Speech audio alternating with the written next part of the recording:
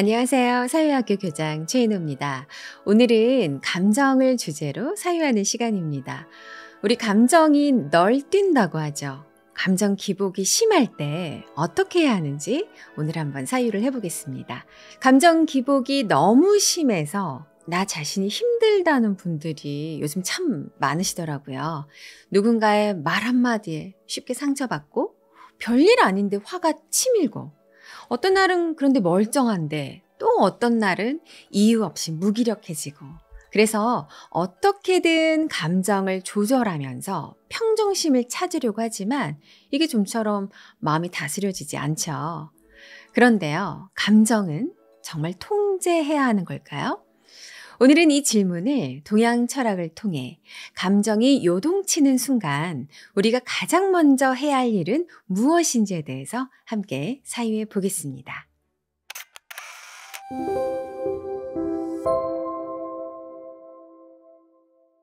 우리는 모두 하루하루가 평온하고 기쁘고 늘 웃으며 살고 싶습니다. 그런데 현실은 그렇지 않죠. 매일매일 수많은 자극들이 나를 가만히 두지 않잖아요.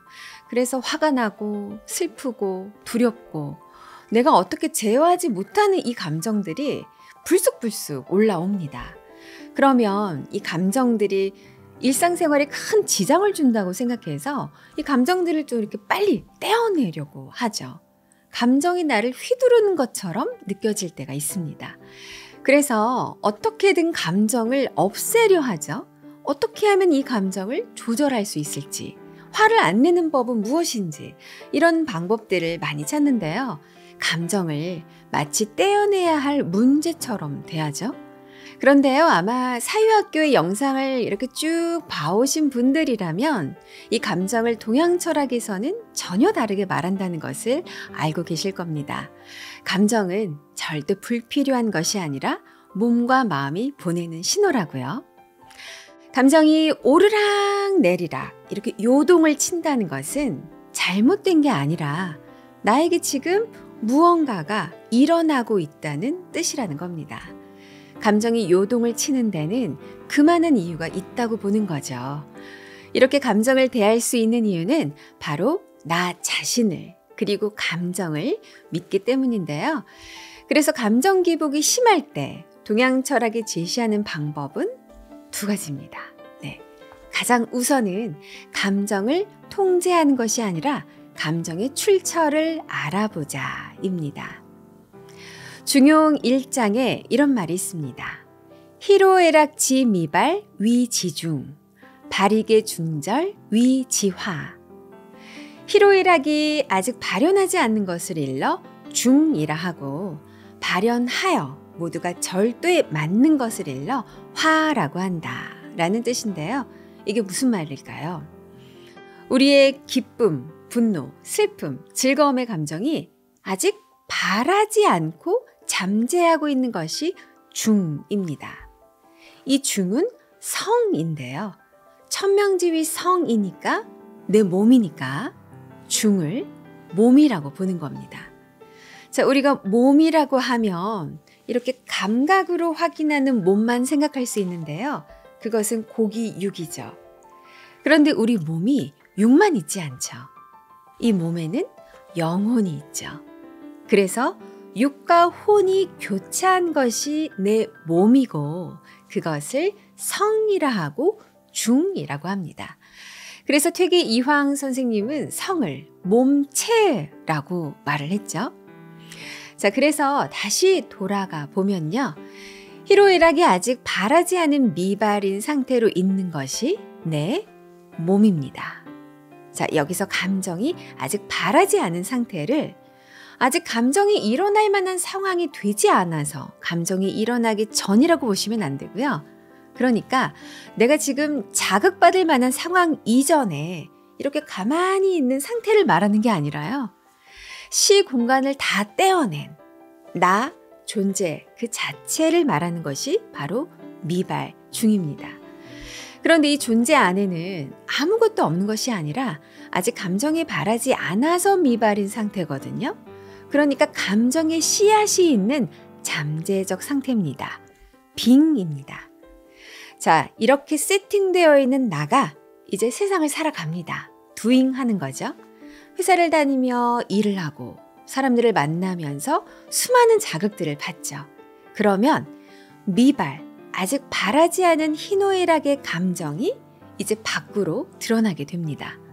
어떨 때는 기쁨으로, 어떨 때는 슬픔으로 이제 이렇게 바라는 건데요. 여기서 중요한 것은 이 감정들이 모두 절에 딱딱 맞게 발현되는 것이고요. 그것을 화라고 합니다.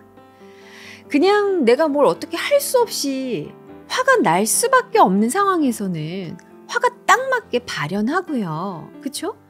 눈물이 나올 수밖에 없는 상황에서는 나도 모르게 눈물이 나옵니다. 이것이 화인데요. 희노애락이 내가 조절한다고 해서 되는 것이 아니라 내 몸이 자동으로 그때그때 딱딱 떨어지게 바라는 것이 감정이라는 것이죠. 그런데 그렇게 자동으로 감정이 드러나서 힘들다고 하는 거잖아요. 나 지금 일해야 되는데 갑자기 막 화가 올라와서 힘든 거잖아요. 나는 지금 슬프면 안 되는데, 울면 안 되는데 그냥 눈물이 나오니까 이 감정이 원망스럽죠. 그래서 감정을 방해꾼으로 생각하고 통제하려고 하는데요. 그럴까 봐서 희노애락 지미발 위지중, 바르게 중절 위지화, 네, 이 말을 한 겁니다. 감정의 흐름을 보라는 겁니다. 감정이 아직 드러나지 않은 미발이었다가 감정이 발현해서 이미 드러난 이발이 되는 건데요. 자, 감정이 미발인 상태에서 나온 것이라는 거. 자, 미발이 중이니까 몸에서 나와서 발현된 것이라는 것입니다. 네, 이것이 핵심입니다. 단순히 감정이 외부의 자극만으로 무턱대고 발현되는 것이 아니라요.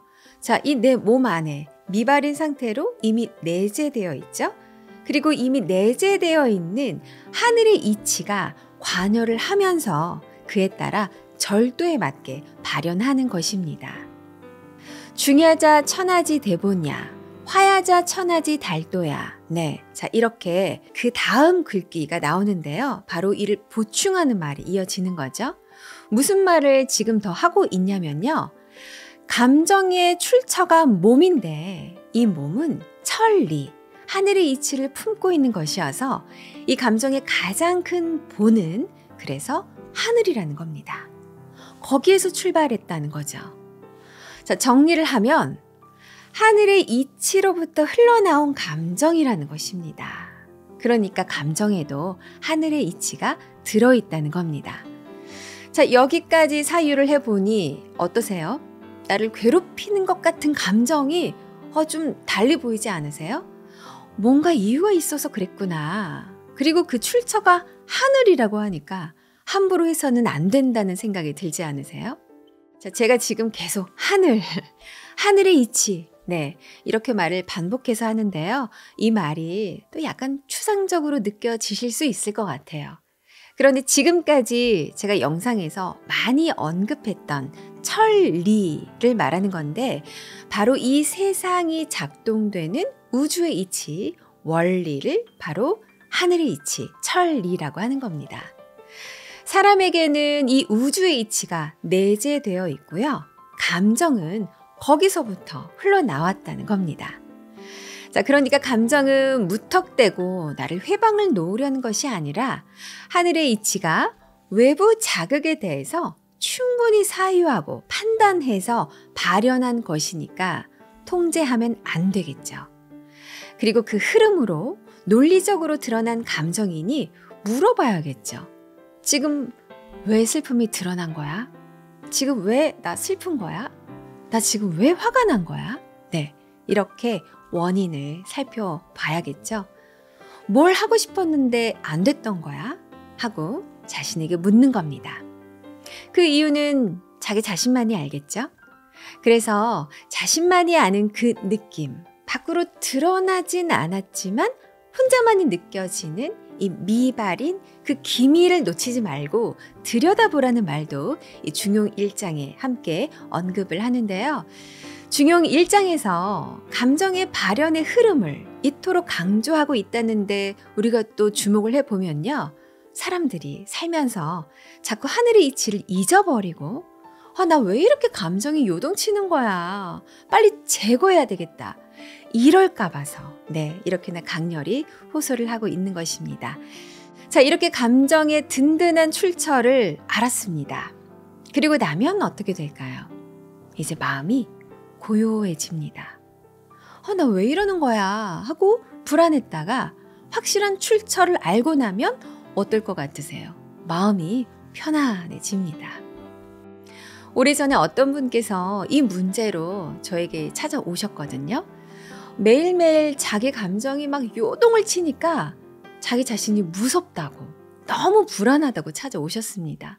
자신이 어떻게 될 것 같다고 하시더라고요. 그래서 지금 회사도 못 나가겠고 극도로 불안해 하셨습니다.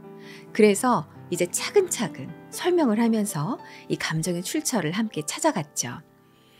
회사 동료와 요즘 큰 트러블이 생겼는데 너무 화가 나신대요. 왜 화가 났는지, 나는 무엇을 원했는데 화가 난 것인지 찾아보니까 당연히 원하는 게 있어서 화가 날 수밖에 없는 거였어요. 그래서 화가 난 것은 이상한 게 아니라 정상. 자, 그리고 또 임원들 앞에서 기획 보고를 하셔야 한대요. 그래서 너무 초조하고 긴장되고 막 두렵기까지 하신다고 말씀을 하셨는데요. 그런데 그거 왜 그랬을까요? 잘하고 싶어서 그랬다는 것을 알고서는 자, 그 감정도 정상. 또 이렇게 스트레스가 너무 많아서 무기력해졌다는 것을 또 발견하고 그 또한 정상이라는 것을 이렇게 하나하나 발견했죠. 자, 그렇게 수많은 감정들이 막 요동치는 것 같았는데 그 하나하나 이렇게 출처를 다 확인을 했습니다. 그것을 다 하고 나니까 이분이 마음이 편안해지네요 하시더라고요. 그 전엔 감정이 너무 요동쳐서 무서웠는데 감정이 이렇게 다 이유가 있었다는 걸 아니까 안심되신 거예요. 그리고 그 이후에 감정이 더 이상 요동치지 않았습니다. 왜냐하면 감정의 출처를 모를 때는 오르락 내리락 하는 그 감정이 무서워서 또 기복이 더 심해질 수 있거든요. 그런데 그 감정의 출처를 알고 나서는 내 안의 중심이 딱 잡히면서 크게 요동치지 않게 된 겁니다. 고요해지고 편안해진 거죠. 자, 그래서 감정 기복이 심할 때 동양 철학이 제시하는 방법 두 번째는요. 흔들리지 말라고 이렇게 뿌리를 세우라고 본 립입니다. 그런데 사실 본 립은 지금 뭘 하지 않아도 앞서 감정의 출처를 알게 되면 그냥 자연스럽게 이루어지는 겁니다. 나의 감정의 출처가 본으로부터 나온 것이구나. 근원이 있구나. 라는 사실을 확인하고 나면요. 자연스럽게 나의 본이 확립이 되는 거죠. 자, 본이 뿌리라는 뜻인데요. 요동쳤던 내 감정의 뿌리가 확인이 된 거죠. 그러니 어떠세요? 세워지죠. 자, 그러면 이제 내가 흔들려도 괜찮다는 생각을 이제 또 하게 됩니다. 무슨 말이냐면 내 안에 뿌리가 이제 단단하니까요. 우리가 살면서 이파리는 이렇게 마음껏 흔들려도 괜찮다는 거죠. 어떤 날은 기뻤다가 어떤 날은 슬펐다가 해도 다 그럴 만한 이유가 있다는 것을 이제 알았고 또 믿게 되죠. 그래서 만약 또 믿지 못하고 요동치게 되잖아요. 그러면 다시 앞서 제가 설명드렸던 감정의 출처를 하나하나 다시 분석해 보시면 됩니다. 그러면 다시 고요해지실 겁니다.